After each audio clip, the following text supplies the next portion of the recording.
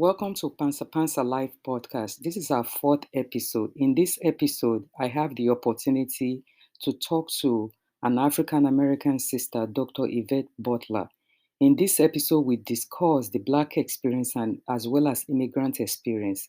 There are two parts to this episode. There's part one and there's part two. I would love to conjoin the both parts together because I see that when I divide it, some people may listen to one part and don't listen to the other part. So by conjoining them together, it will be much more easier for people to follow through and listen to the whole episode. Because I think this is a very needed conversation that we need to have within our community. We have to understand the reality of racism and its institution. What are the challenges as an African immigrant that we're going through in this country? Because of our lack of knowledge about the Black experience. What are the divisions that is taking place between African immigrants and African Americans?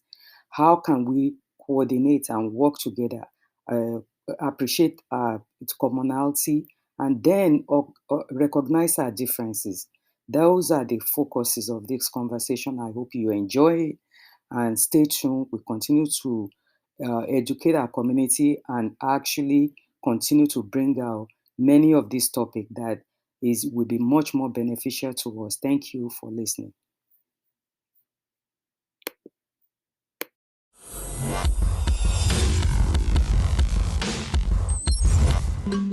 Welcome to the Panza Panza Forum. In the Yoruba language, the word panza is usually injected into poetry to express an uncomfortable, uncensored, and inconvenient truth.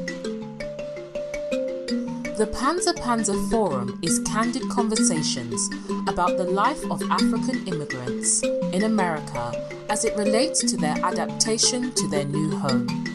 While some may find it easy to integrate and can balance between retaining the original African culture while accepting the culture of their new home, many continue to struggle to find a balance between both worlds. Hello and welcome to Panza Panza Live.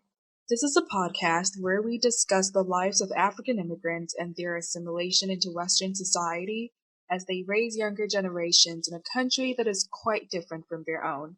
We also explore the experiences of children of immigrants as they balance the African and Western cultures.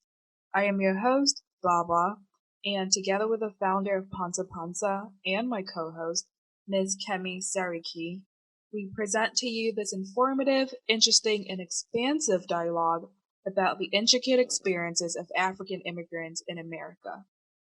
Welcome to Pansa Pansa Live podcast. I am your host, Kemi Sariki, and today we are honored to have Dr. Yvette Butler Yeboah. Even though African names, you have to take your time to spell it out. Dr. Butler is an African American sister. She's with us today, and she's the founder and the executive director of GapBuster.Inc., a nonprofit organization that focuses on empowerment of our youth within our community. The program engages in leadership and community outreach. I understand in 2019, she created another center in Ghana. Ooh, multinational. You are welcome to this podcast. She also hosts every Friday show called American African United. You do so much, Dr. Butler. So I really welcome you here today. And it is so important, it's so amazing that we're having this conversation on Martin Luther King Day. And that actually spells out what that day actually means. It's the day of volunteering.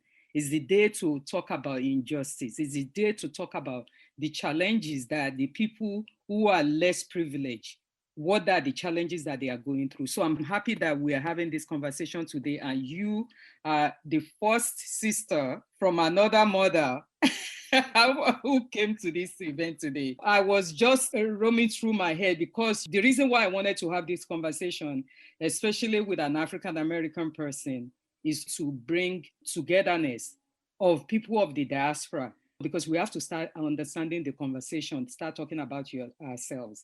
For this, I just want you to tell me about your background, tell the audience about the GapBuster and the newly stimulating discussion that you host every Friday.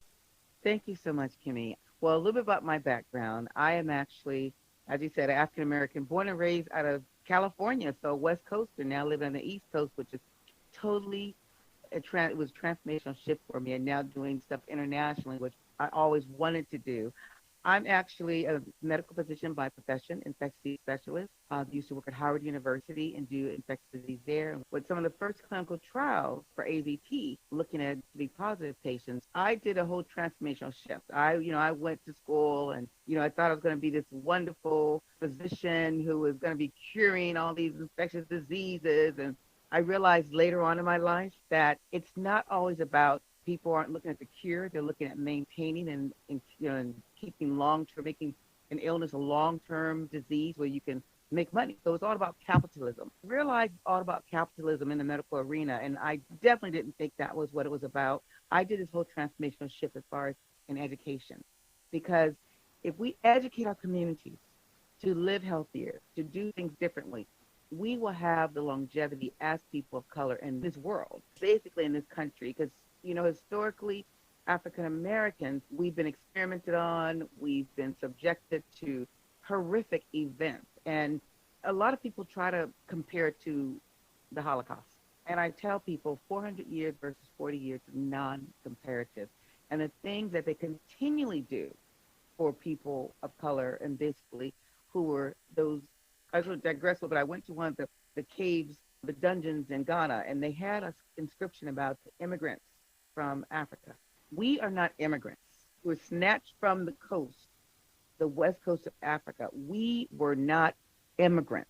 Immigrants are people who willingly get on a boat or plane or whatever and move to a different location. Yes. We were forcibly removed from our motherland Yes. and brought to another land to Yes. go through horrific conditions until this very day. People say it's gotten better. Yes, we're not enslaved anymore, but we're mentally enslaved now. And Yes. over the 400 years that is the things that have occurred to us here in this country have really disconnected us from our motherland, and we have no mother tongue. Yes. Being an African American is in America. I say being African American, I say in America is very different. And I'm glad I've experienced to travel and see other parts of the world. So, I lived in Mexico for 2.5 years. So I do speak Spanish now. I lived yeah, so hablo español. So I've lived other places. I lived in Antigua, West Indies for 18, almost 2 years. I've lived abroad and not just as a student. I lived and immersed myself with the communities and with the people of the continent, of the countries I visited. And so that gives me a little different perspective from the majority of my counterparts, African Americans, and it really allowed me to see things and how we're all really truly connected. Yes. It's been intentionally done to disconnect us. Yes. And I was going to say, and I wanted to say quickly about this day here. What is so important about this day here and for me to be on your show for this day, MLK Day, and I'll say, I remember the day he was shot. I remember exactly what happened. My mother, we were at school. My mother came and got us. We were like, what's going on? We didn't know what was happening. She came and got us, and she's crying, just uncontrolled, just crying. She came and got us out of school, and she sits us down and she says, one of our great leaders has been shot and killed. And I'm like, what are you talking about? So she turns the TV on, and it was on the TV all day long that day. And she's just sitting there. We just all start crying. She tried to explain to us, because I was 7, and she tried to explain to us what this meant Yes.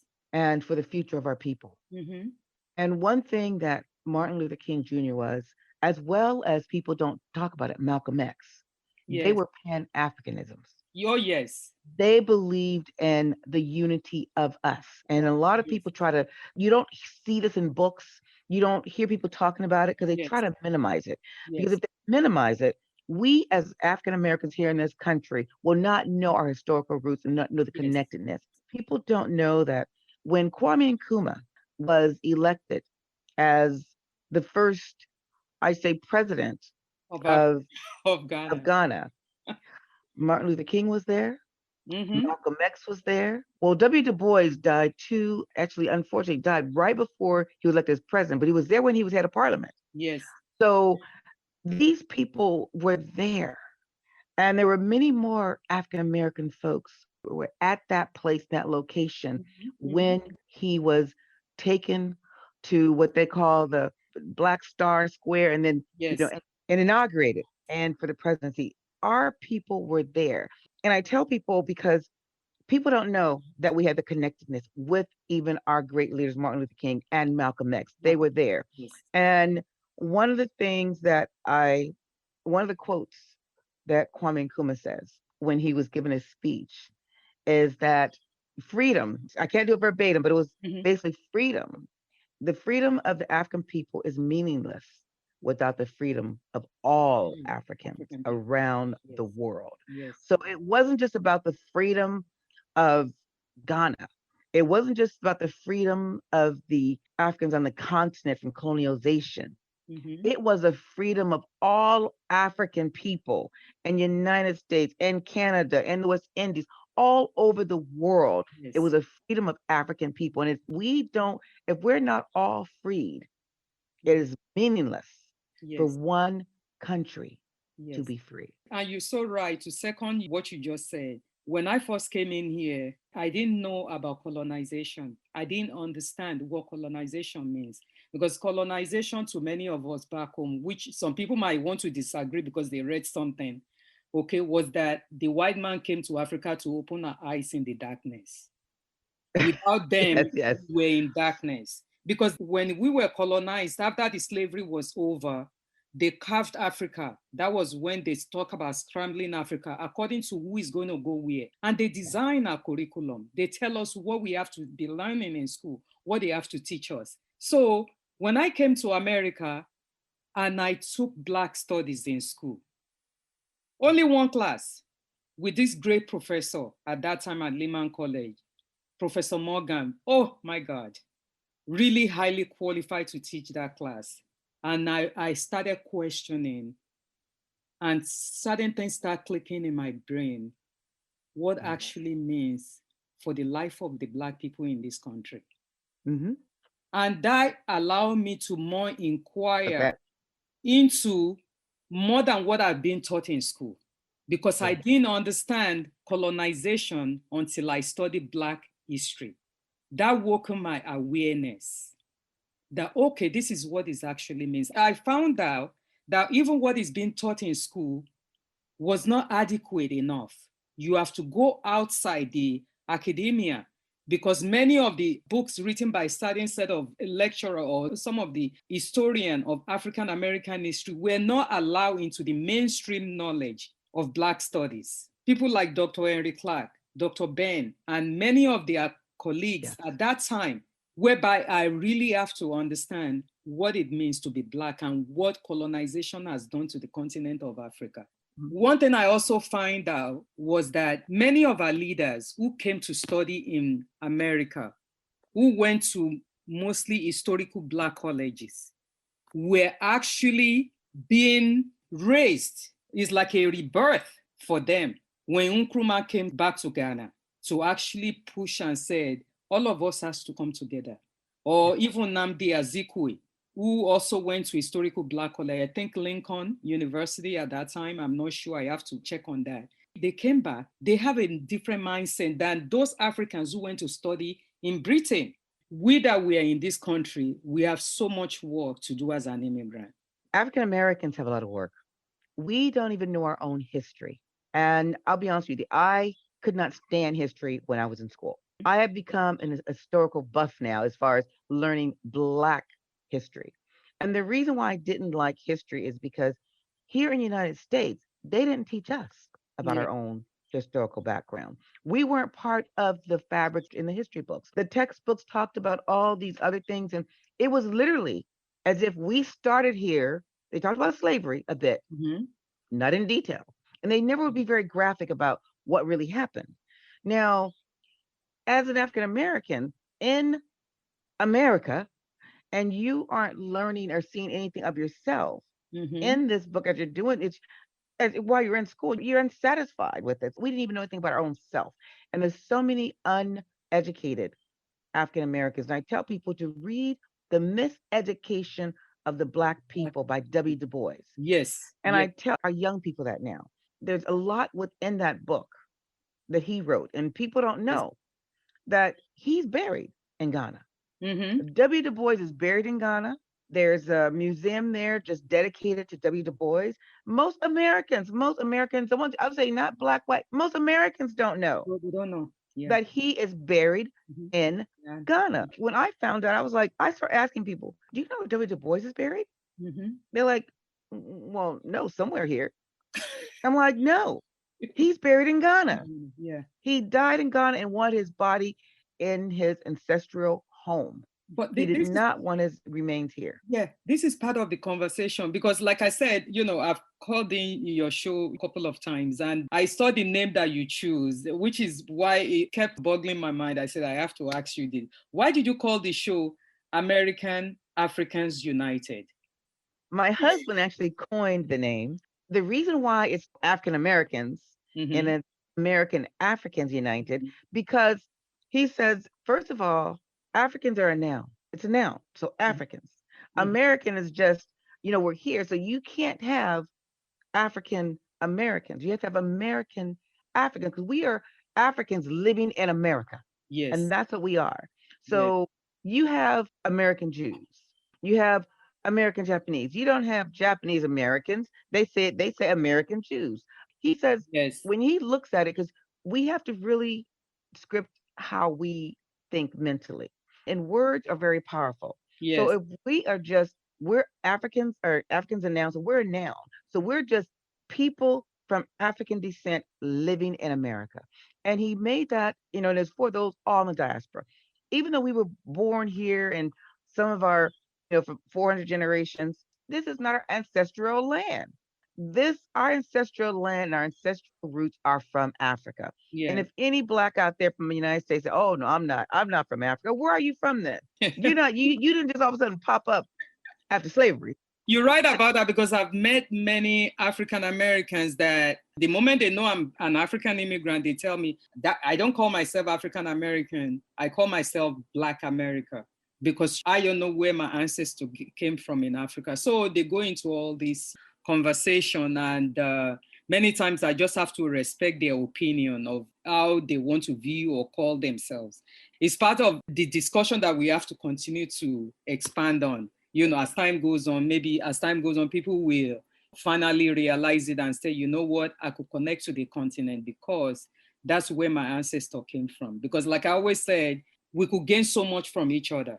There's so much African Americans have lost, been here for so many years. And part of the tradition, the culture, the food, everything that we could gain. But I'm going to continue on, get into all that conversation with you. So the focus of this discussion is on race as it relates to Black experience and race as it relates to African immigrant experience. When it comes to racial identity, Dr. Butler, you identify as African American. I identify myself as a Nigerian American, which recognizes two heritage. Nigerian, specifically Yoruba. I'm from the Yoruba ethnic group. Then the Black American, as it relates to the race the institution placed on me. For an immigrant, we have to navigate through two different worlds Yes. of Blackness and the world of immigrants.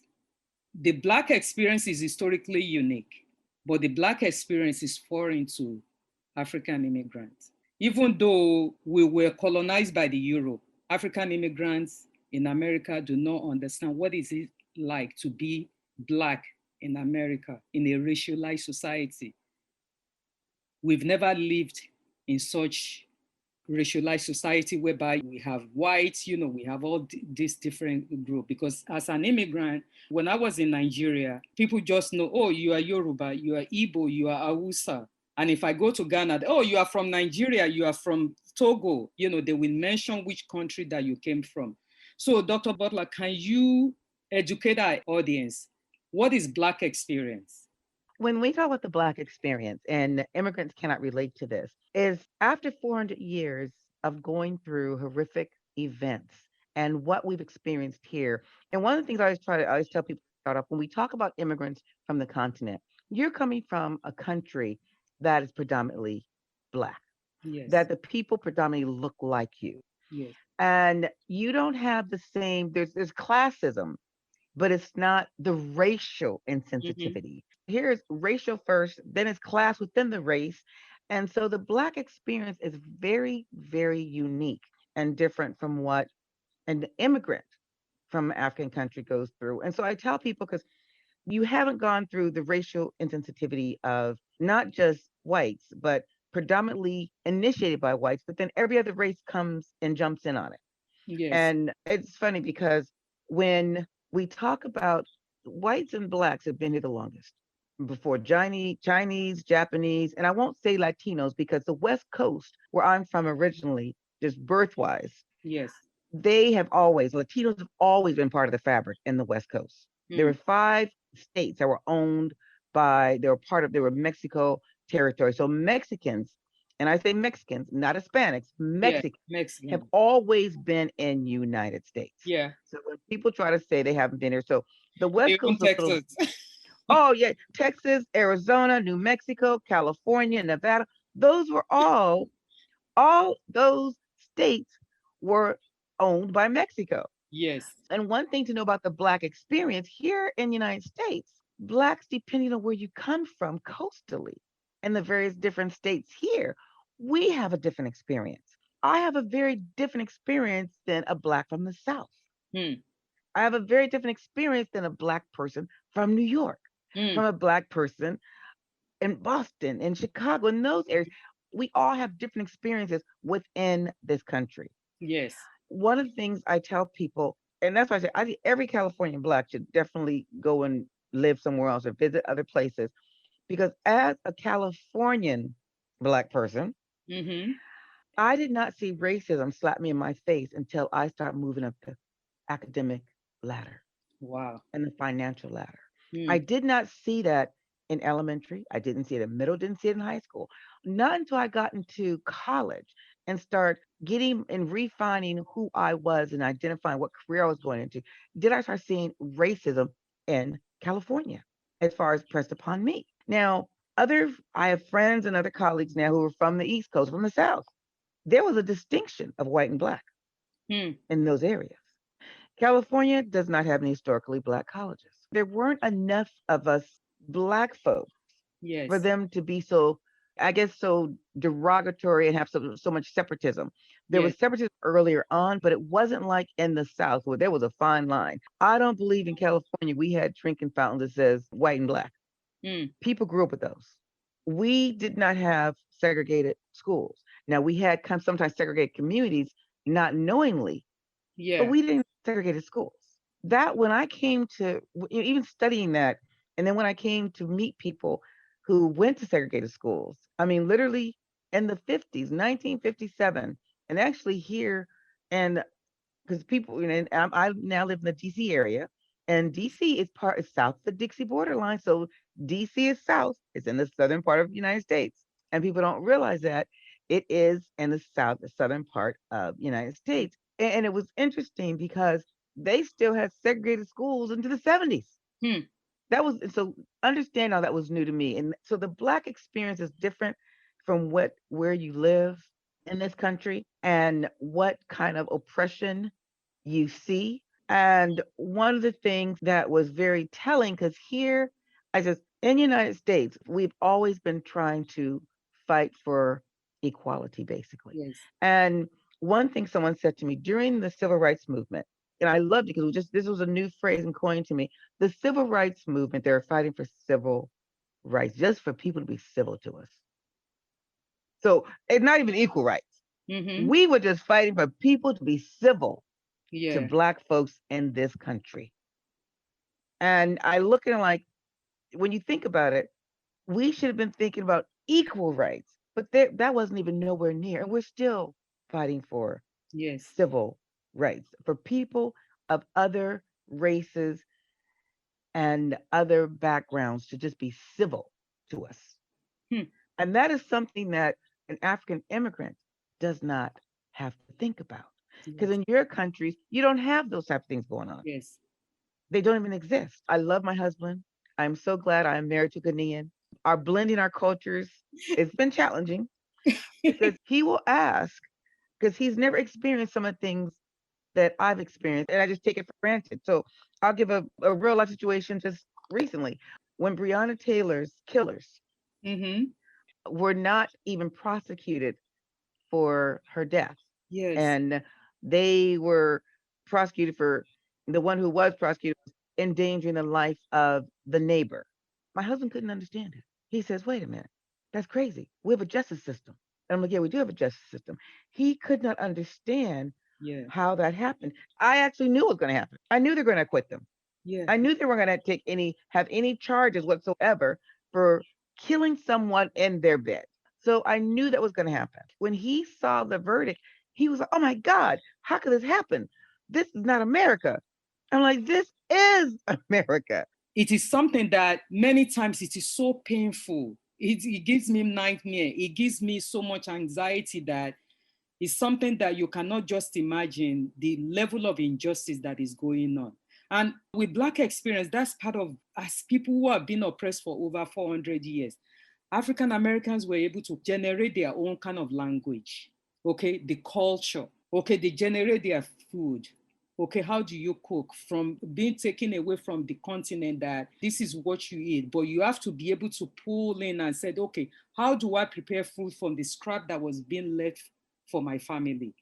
You created your own music and so many things that African American created to be able to say, okay, this is the culture that we have created, even though many of our ancestral heritage has been taken away from us. Well, I tell people, but if you look at our culture, because one thing that happened to us here, the story, our history was not written, but the stories that our grandparents and our great grandparents and so on passed on, those are still with us, especially those who have been able to have that experience. And I was lucky enough to have my grandmother alive to still tell us stories Hmm. of her mother, and Hmm. her mother told her stories. And so my grandmother was born here, but my great grandmother was one of those who came on one of the last ships that Hmm. came across the continent. My ancestral roots weren't here all 400 years, so we have been able to hold on to some of the stories and the culture. So the way that, and it was funny because I had no idea, but the way I cook is similar to the way that my ancestors in the motherland cooked. Mm-hmm. And not everyone has that those being able to tell those stories and be so connected. Yeah. But that's how we were able to hold on to some of the stuff from our ancestral motherland, Africa. And a lot of folks, they try to destroy all of it, but they couldn't. Now Hmm. they tried and they still are trying, but they can't. The African blood that runs through my veins and every other African in the United States, it is too strong to wipe out. They've tried to wipe us out, and you see that for generation to generation. They try to Yeah. wipe us out. They try to wipe us out in Africa, and they try to wipe us out here. Because after they use their purpose of bringing us here to build this country, it was now all of a sudden, now what do we do with these people? We can't send them back, so we got to try to mitigate them, suppress them, and Hmm. get rid of them. Yes. So they couldn't kill us all off. So now it's like, how do we deal with them? And they're still, and America is still grappling with, white America, I should say, is still Yes. grappling with how do we get rid of these folks? Our blood is too strong to just diminish us completely. I say that to say there's a lot of connectedness. Our dance, our rhythm, our Yes. music. If Yes. you notice, a lot of those beats come from our ancestral homeland, Africa. Yes. Yes. And every time we do create something, though, and it's our own, because jazz and blues, that's from Africa. Yeah. So everything that we have is really little pieces and parts Yeah. from Africa. Yeah. And we've created now is and they say it's the black music, but if you look back, a lot of those same the beats and the rhythm and the and what we and how we even how we walk our sway Yeah. is very African. We've created our own because we don't have because what they did take away is our language. Yes. They stripped our language immediately. Mm-hmm. So when you take, they take your language, but they could not kill all of our culture. Yes. They couldn't take all the blood that runs in our veins from Africa out of us. So we are very still connected. We have a lot of customs that are very similar. And I didn't realize that till I went to the motherland. I was like, oh my gosh. And I was telling you previously, I think that, and I'm so glad they have DNA now. And I do recommend that I wish that every person here in the United States can get their DNA done. And so I did do my DNA. And that's when I realized these stories that my grandmother was telling me that were true, because you don't find an African American who's 98% African. I'm 96. I'm 96% African. Whoa, So and so I could see that fire in you. but you don't hear, most African Americans can't tell you that. So that meant my father's side and my Yes, mother's side were direct descendants yes, from the the continent. continent. Yes. And there was no rape Hmm. within my lineage Yes. for at my generation, Yeah. or all of, like, my siblings and so on. So that was a good thing to know. When I Yes. did my DNA, I was so excited. And one of my nieces said, "There's no way you could have that much." I said, "I guess DNA lies, right?" I said, "I don't think so." And I was so excited just to get that back, because you don't find a lot of us that Yes. have that much. So that there showed me that I am more of the one of those direct descendants that came here on some of those last Lastly, slave ships. with that also, you talk about the stories African American tell their children from generation to generation, which is what we do back in Africa, because we're oral historians. You have elders who sit down with the children and they do storytelling, they engage, they talk about the history, they pass it, and the children are able to understand that. And that also part of what African Americans actually do when they talk about doing the talk with their Yes. children. When you talk about doing the talk with the children, whereby you educate them about what to do when they're outside, the whole system in general, which is part of what we don't have. As an African immigrant, those kind of talk, we do not understand it. We don't even think about it or even exist it. Can Yeah. you Well, expand more? my husband and I, we got married later on in life. We came as a blended family, and so he didn't understand institutional racism. He's learning more about it now because he's now been affected by it. He's looking back and saying, "Wow, that was racism then," but he didn't realize that till later on that, wow, that was racism. So he never had to have the talk with his son. He never did have the talk with his son about just how to engage with the police. We as Black Americans, unfortunately, have to have that talk because we know it, we've been through it, and we're living through it now. And it's really sad to have to talk to your children about interacting with the police. And I say this because when we look at how they treated Black Lives Matters peaceful protesters, and to how they treated white terrorists on January 6th, Mm-hmm. you saw right then why we have to have the talk. Because white folks you don't have to have that talk with their children. Even their own police they won't shoot and kill them. But a Black person, or a person, I say, with more pigment in their skin, we have to have that conversation, Yes. because we will be treated differently, 100% differently Mm-hmm. than our white counterparts, by the same individuals who's supposed to protect and serve our communities. And that goes not only to institutional racism, because there's Black police officers who do the same. It is a training and indoctrination that they do with people going into certain professions and trades, of whether you're Black or white, there you are less than. And even Black police officers think that their own brothers and sisters are less than. Now, Yes. not all, but if you notice a lot, and we looked at that one incident that just drove me crazy watching it. Every time they showed it so much, Black police officers running up Capitol, running up the stairs away from Yeah. the terrorist mob coming Yeah. after him. Coming And after. he did not even, now he had a gun. Yeah. He didn't. Now, if that was Black people chasing him, he would have shot at them. Yeah. He would have at least shot and ran. He would have been running and shooting. He didn't even, you saw no indication of any going into a protect mode, It's a just running. psychological programming. Psychological programming. He went into just protect mode of running. But if that would have been a Black mob, that they definitely would have had some guns firing at us. Yeah. And when they went to the rotundo and all those police officers standing there, they would have been shooting them all down.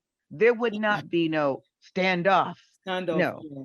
I they remember would have. reading a book about 2 years ago. The title is called Locking Up Our Own. Yes. Was an African American professor. He teaches in one of these top university. He was a lawyer when he was a lawyer, and he talked about how when he argued cases in front of the black judges, they are the toughest to Yes. fellow black defendant that is actually working on. He said, he's like he has to actually pull teeth to be able to get what he actually need to advocate for his client. And that is sad. And that is something that has been perpetuated here in the United States. You don't see that on the continent, the perpetuation of self-hate. But here in the United States, it's more of an indoctrination of people of color to hate each other. And because here what they did, and within the black community during the period of enslavement and then throughout, and even nowadays, they pitted the light skin, dark skin against each Mhm. other. They pitted the long hair, short hair against each color. The what they call good hair, bad hair Yeah. against each color. Big nose, big butt, big lips against those with smoother, white looking features. Mhm. So the white man really played a game on us, and they did some injustice, and they continue to do the injustice. If the darker you were, the less likely you would be to get a job when we were being hired. During slavery, the light skinned folks got to work in the house. They weren't out in the fields like a lot of us dark skinned ones. Yeah. The darker you were, the more unappealing that you were to society, Hmm. the more violent you were to society, the more likely you are to commit a crime. And this is something that, of course, doesn't make any sense, Yeah. is not true. They have put that within the African community, within the African community here. And it's also in the system in itself, Yes. Oh yeah. Oh, because that's the when thing. It's you part of the system. is Part part of of the the system. institution in itself. So it's Mm-hmm. so Mm-hmm. difficult to actually break away from that, even though you might be a black person who is in position of power. They already indicate that this is how you have to operate, is within this guideline. Because when Yes. they talk about the Rockefeller law, whereby many people of color were being locked away, Mm-hmm. whereby they have small dose of crack cocaine or cracks, and then they have to go to prison for years and ruin their life because they already given the judges certain guidelines that they have to go by, and they Mm-hmm. cannot move away. To the extent, I mean, from what I read, some of the judges were crying, sentencing the defendant because they have no choice. This is the guideline that is being given to them, and they cannot move away from that guideline. So it's to look at the system in itself of what he's doing. And the same way with what happened in Washington, whereby this mob of people, when the Black Lives Matters were actually rallying, peaceful protest, Peaceful. Peaceful. Trump threw armed forces and told them to pass them away so that you could go and pose in front of a They church. shot rubber bullets at them. Yeah, They tear gassed them. They tear did gas them so so that much. you could just walk and take a Yeah. photo up. Okay. And then this rally that is being planned is already on the social media and they are aware of it. And Yes. then you allow this set of people to just storm in like that. And this is so obvious to people all over the world. So Yes. America can't just pinpoint and say, oh, some people in third world country, look at how their government is being run. This is example of what you are doing in your own country. So you can't pinpoint of fraud and all kinds of things going on in other countries Yes. or injustice going on in other countries, whereby you have it right in your own country. Well, I tell people the other countries learn from us, and people don't, and it's funny because we are the biggest bullies Yes. of the world. We have committed the most atrocities around the world, and we have caused turmoil in other countries. But yet, people don't believe that. But if you travel and you see the influence that America has put on other countries to cause some of the instability, then you realize that America is a big bully. Hmm. We're the ones going out doing all this. And so those other countries are learning from us because we're over there teaching them how to do all this stuff. Yes. And then now when the and it's not the roost comes home to lay eggs, whatever. But we've had terrorists, they call it domestic terror. We have been the biggest terrorists here in our own country Mhm. against certain groups. we locked up the Japanese, Yeah. which was not that long ago, put them in concentration camps. Yeah. And they talk about the Jews, what the German did to the Jews. Yeah. United States did it right here. Yeah. And so we won't even look beyond slavery, but just some of the atrocities they've done to people here. Going back to the Native Americans, they took all of their land. Look at the children being locked in cages. Oh, yes. Well, no, they have You- killed. Most of, there were, if you study any of the Native American history and the people of the Native American descent, and you look at what the population was just less than 100 years ago, and you look at what the population is now, they have killed many. They've almost, I mean, I tell them they're almost like an endangered species. Yes. But the only thing in endangered species, they're protected. Yeah. Like our black men are endangered species, but we're not really endangered species because they're not protected. An endangered species, an animal, is protected more by the country and the government than us as Native Americans, as black folks. And our young black men are endangered. They're an endangered species, but look, they don't get any protection. Yeah. So eventually, and they're trying their best. And what they did to the Native American population, they're trying to do it to the African population here. Yeah. There are not that many Native Americans left, maybe 9 million. That is so sad. And there were hundreds of millions here when white folks came to this country, and they've killed them. Yeah. The other countries out there, they've learned from us. Yeah. When I go abroad, and I always, especially because I've traveled to at least 6 countries on the continent, so many people want to come to the United States. And I tell them, do you know what you're coming to? What you're coming to? The land of free and opportunities and all this great stuff. That's for some. For some. Not for all. And I tell people they have to understand, especially when a black person comes here. And I'm like, it is not that easy. And you don't know, the grass is not always greener on the other side, but they don't know that. People want to come here because all of my nieces and nephews in Ghana want to come to the United States. And I'm like, do you know how hard it is to live in the United States? But they don't know it till they come here. I said, you can make a decent living here, but it's hard. That brings me to this question. The dominant culture in this country is white culture. And that is what they portray all over the world of, the greatness in the media, in every aspect of what you see. You have to aspire to that white culture in order for you to be accepted in the society. It's what you learn in the school.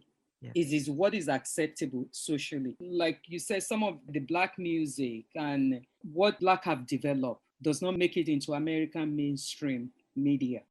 Thank you for tuning in to this episode of Panza Panza Live Podcast. We hope to have you back with us in the next episode as we continue to explore the nuances of the African immigrant experience. If you'd like to connect with us, you can email us at talk@pansapansa.org. That is talk@pansapansa.org. And follow us on Instagram at pansa.pansaforum. Until next time, remember to spread kindness and love. Thank you and take care of yourselves.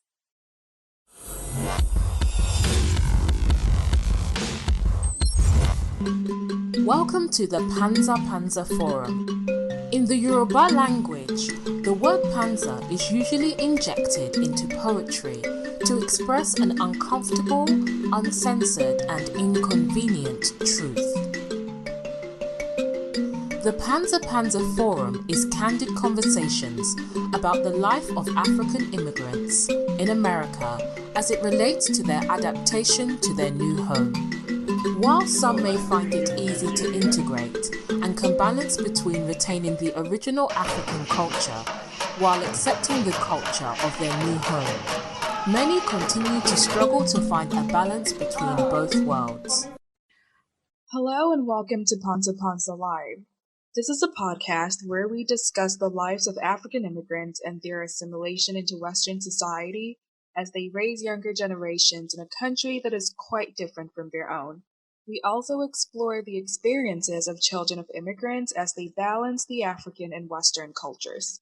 I am your host, Baba, and together with the founder of Panza Panza and my co-host, Ms. Kemi Sariki, we present to you this informative, interesting, and expansive dialogue about the intricate experiences of African immigrants in America.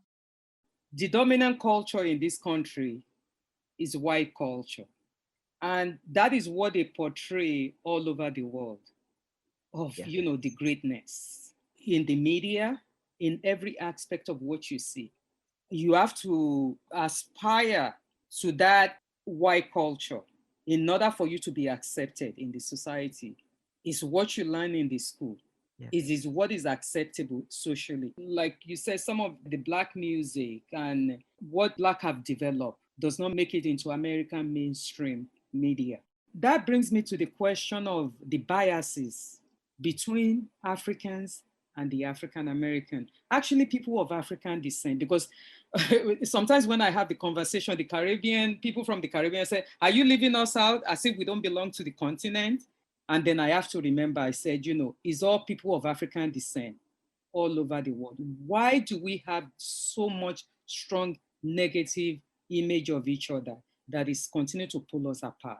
It's by design that we look at each other differently and negatively and have all these implicit biases that have been intertwined within our communities to separate us. And I tell people, if you think about when they had the first civil rights bill signed and the first immigration bill, I say the first immigration bill that was signed by Martin Luther King. Remember, they had more people of color and they allowed African countries now to come in. And that's when you had a flood of Africans coming in, going to school and doing other things. Before, they weren't allowed to just come in. So if we unify, they know unity equals strength. If you divide people, you can conquer them. In order for them to really, and I'm going to say them, I'm talking about the white man, in order for them to continually have control, and the media plays a great part into this. And that's why I'm so glad we have the internet now and, cell phones, because if we did not have these things, we would not, because the minds of people are now changing.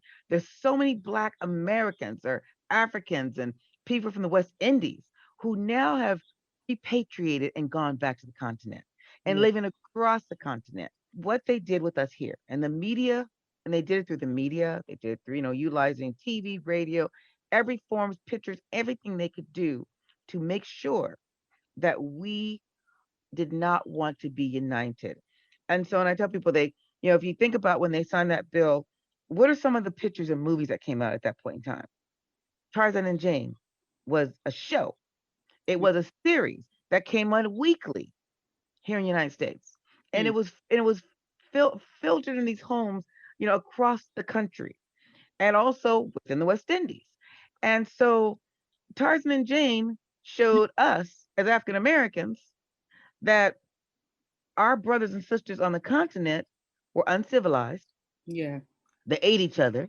Mm-hmm. They ran around with spears. They Mm-hmm. didn't wear clothes. Yeah. They lived in the trees. So, very negative things. And then they had to have this white Tarzan and Jane to control them, Yeah. to give them structure, to be Yeah. the great white hope for them. Yeah. So we're watching this, and people don't understand when you're looking at these things and you've seen these images, those actually are, by subliminally, we're processing that and we're internalizing that, and that becomes part of us, Yeah. and that becomes our thought process, and so stereotypes begin to set up, and at the same time, they start making all those movies of Mm-hmm. Black Americans. We were gangsters. Yes. We were drug dealers. We were pimps. The Mm-hmm. women were prostitutes. We Yes. didn't want to work. We were lazy. So if you're showing that to Africans, and these are the big movies, those blockbuster movies, they had these huge blockbuster movies, showing this. And there was one I say the Mac. And I always called this, it was one called the Mac. And some of your listeners might remember this. It was called the Mac. If they don't, probably look it up. And the Mac was a movie all about the luxury life of how Black Americans have big Cadillacs, and how we and our men were pimps, and we had to be ran by and women, black women had to be run by their pimps who beat them up daily and just, and so, and the Mac was based on a true story. Yeah. Now, they didn't talk about Black Wall Street. Yes. Most people don't know the stories of Black Wall Street. They didn't talk about like that's Tulsa, Oklahoma. They didn't talk about those. They didn't talk about the Rosewoods and about how successful Yeah. these communities were. Yeah. And people don't know the Black Wall Street was also called Little Africa. They Yeah. don't show you when Black people in this country here ran their own communities.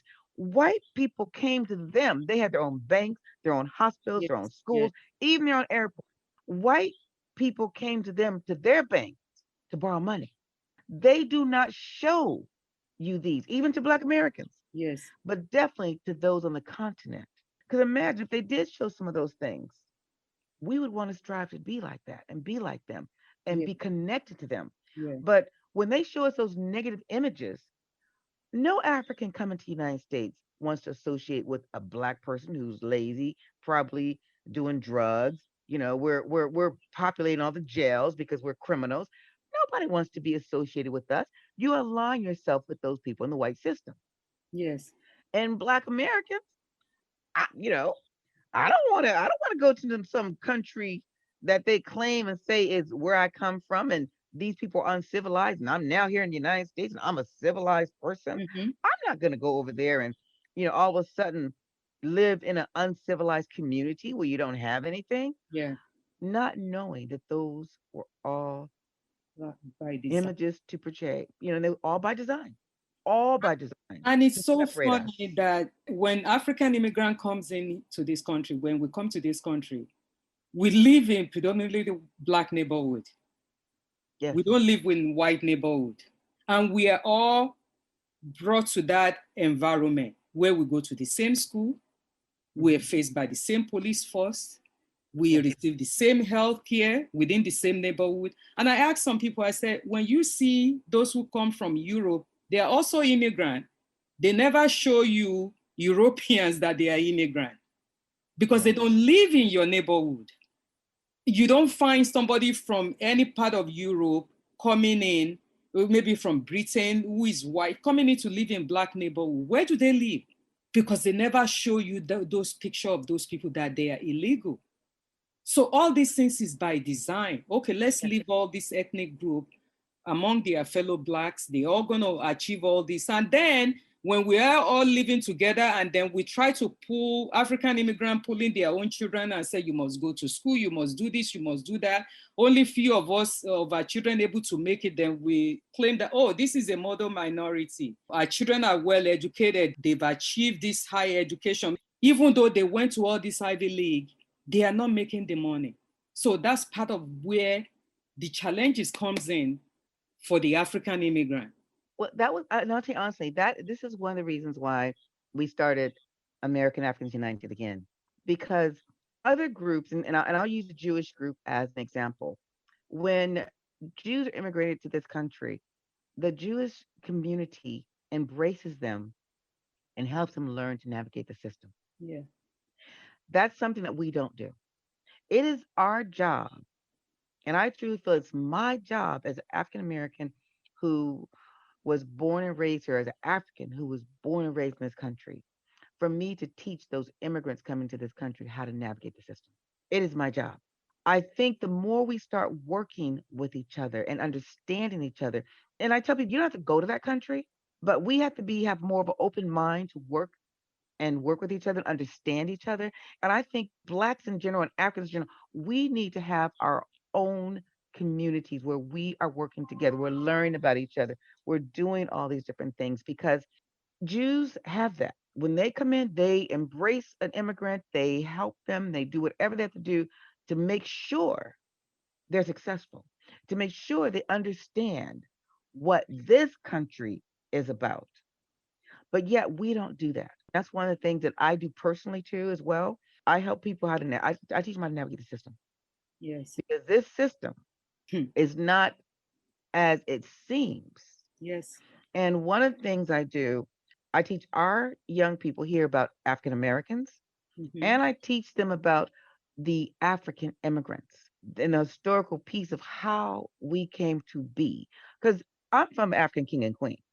I'm not just from the bush of the country. We came from Yes. African kings and queens. Our legacy and royalty runs within our blood. It Mhm. runs throughout our veins.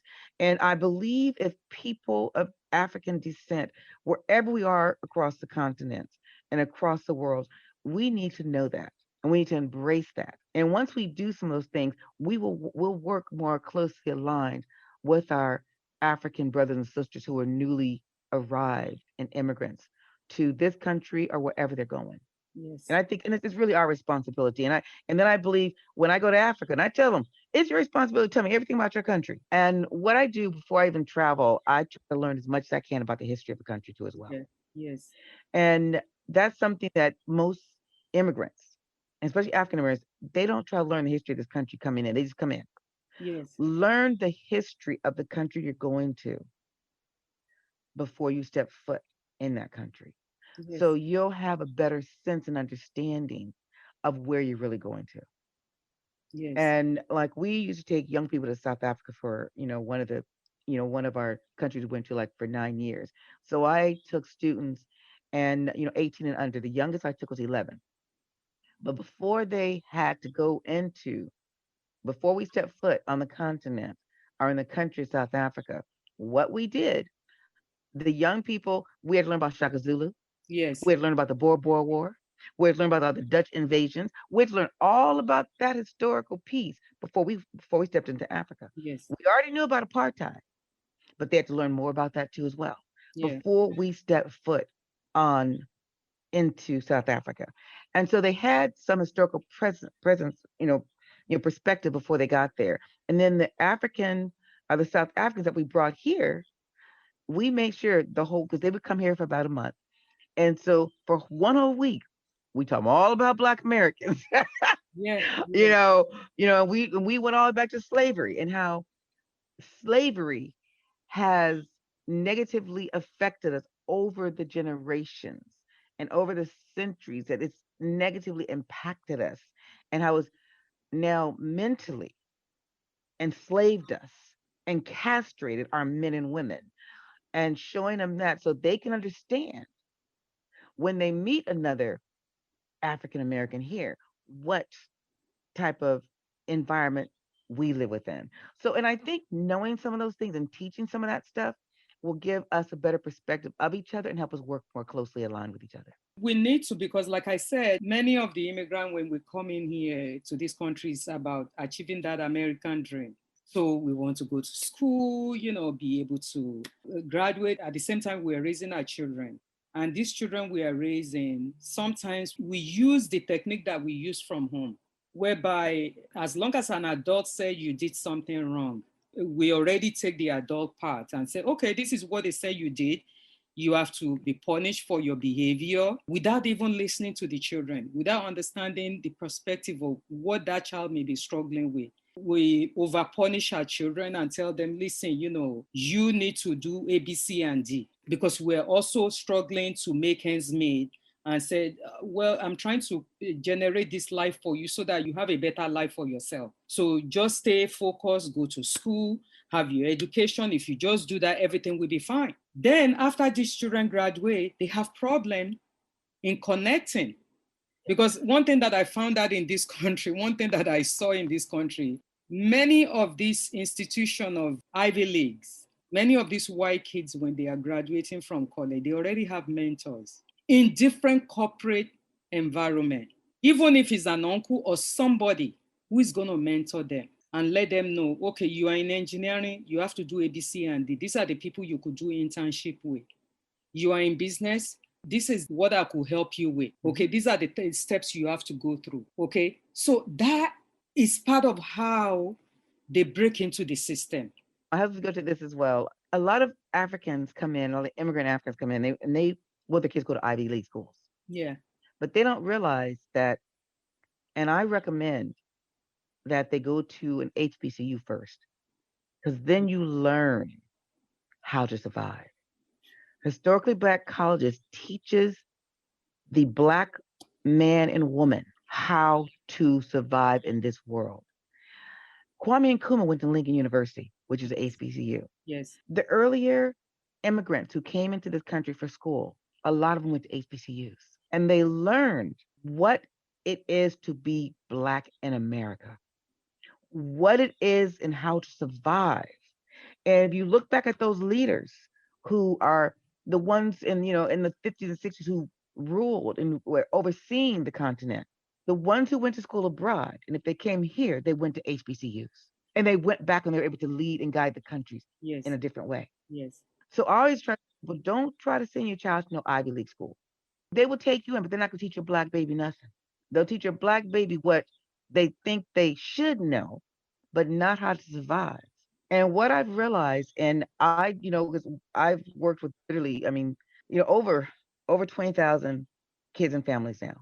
And what is very interesting, and I've personally been able to see this difference from our young Black men and women who've gone to Ivy League schools for engineering versus those who've gone to HBCUs for engineering. Every last one of these individuals who went to an HBCU for engineering, they came out with jobs. Every single Black individual who went to those HBCUs, who went to those, predominantly white institutions, I hate to say it, they did not come out with jobs. They would come out 4, 5 months, 6 months. That one young man who went to Pitt came out, it took him a year to get a job. He was an engineer, but yet couldn't get a job. But every single one who went to a HBCU had a job coming out before they graduated, had a job. Because I tell people, these companies are not going to these white universities to look for Black folks for diversity. Mm-hmm. They will go to HBCU to look for diversity. So if you're in that line, when you go to Ivy League school, and you're in that line to get a job set up, to get that mentor prepared for you, to help you go to that next step, they're not looking for you at Ivy League school.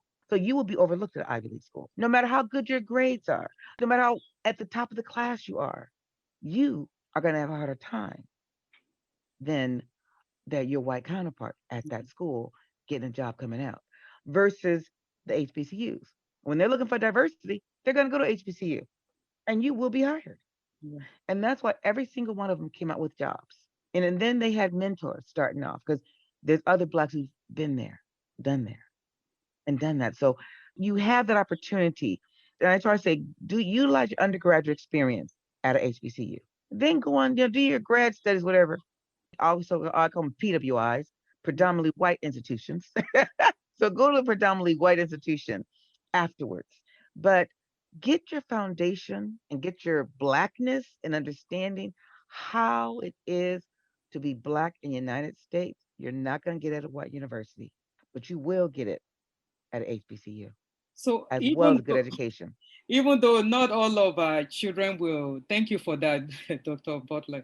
Even though not all of our children will end up going to HBCU, because I would hope, like you said, when you are in California, they don't even have any HBCU. So many other states who does not have is limited space. But what can we do to actually coordinate together people of African descent who are in this United States of America, of how we could pull effort together to start working together as one, teaching each other what each one is missing. Yes. Because you are my strength and I'm your strength too. In terms of understanding that I am what it was left back over there.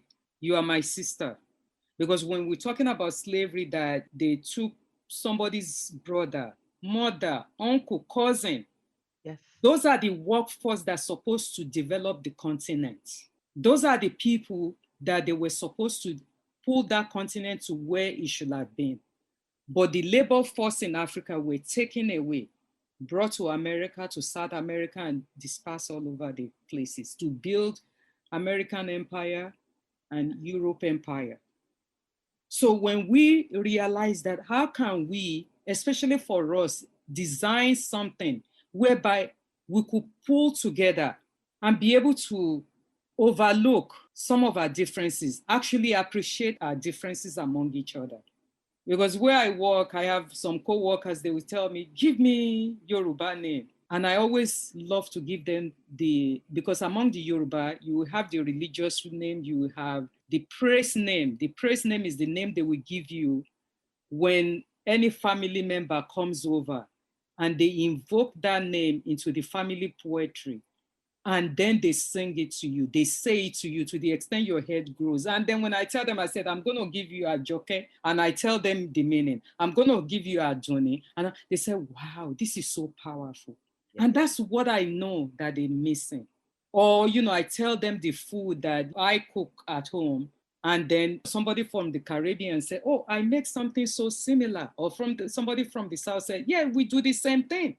So it is so much of that combination that I hope and I wish. And somebody like you, who I hope God give you more than 70 more years to live. My husband keeps saying too, we're gonna live to 121. I'm like, oh, I don't know about that. Because we have to come up with something in this country where we could pull our forces together to Yes. bring out a similarity and appreciate our differences. We need to do something. And we have to also break into the academia.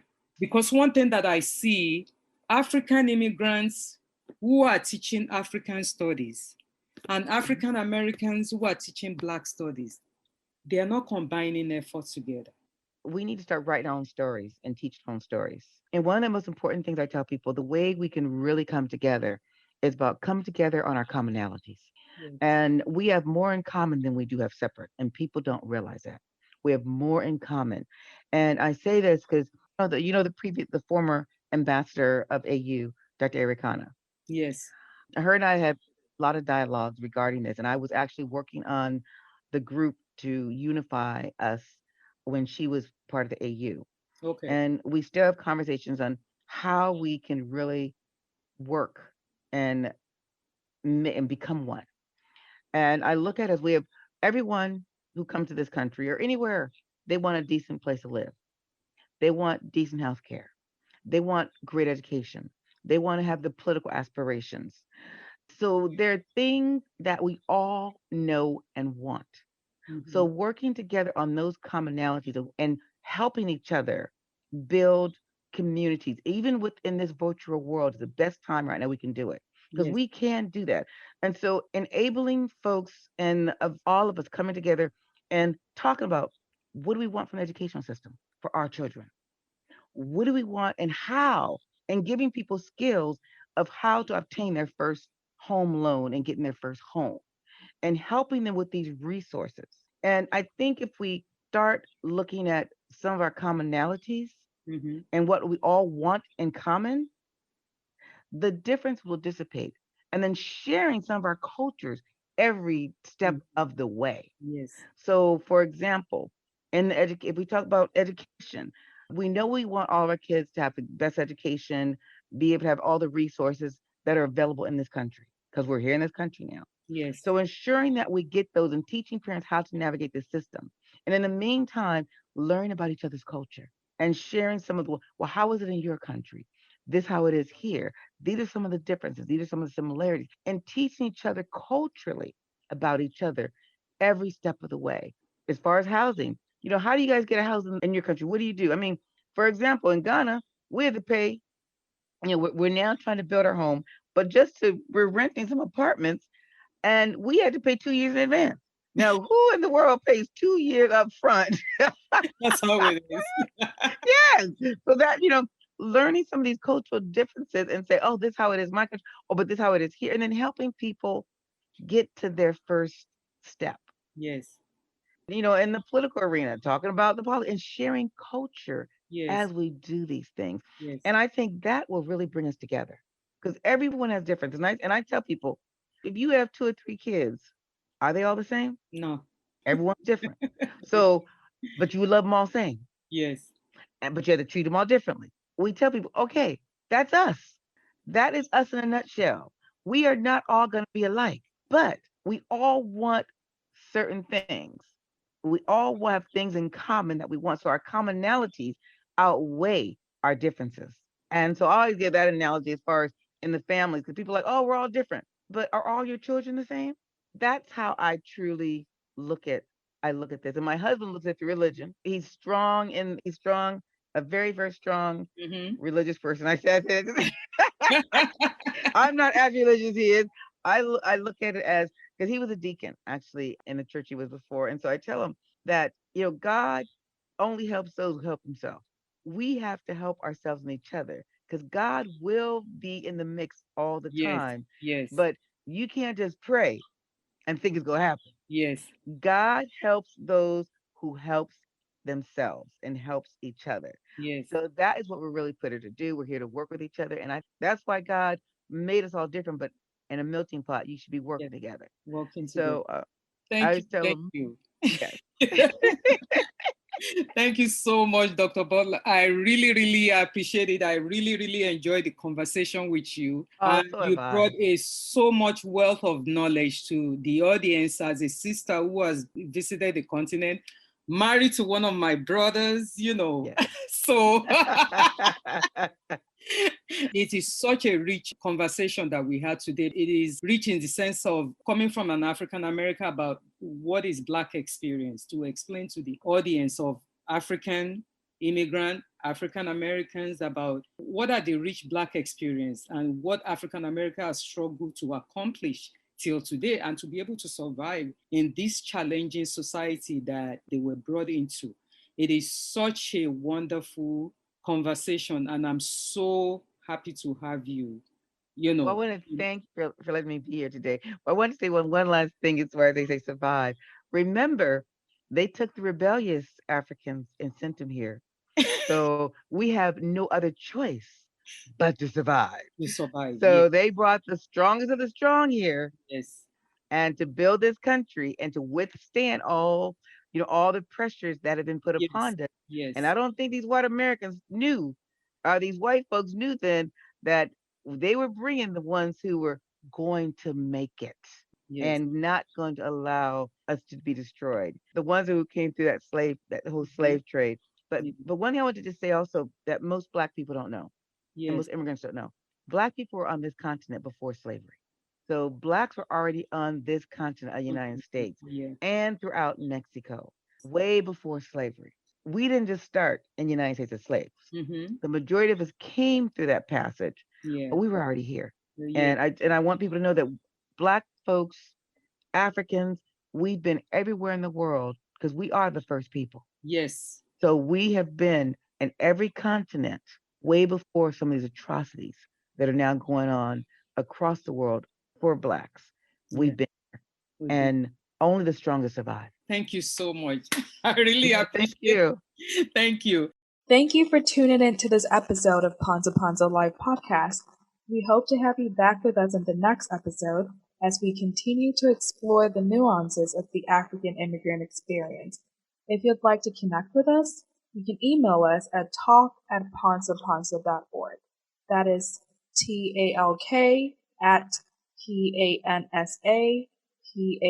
TALK@PANSAPANSA.org. And follow us on Instagram at pansa.pansaforum. Until next time, remember to spread kindness and love. Thank you and take care of yourself.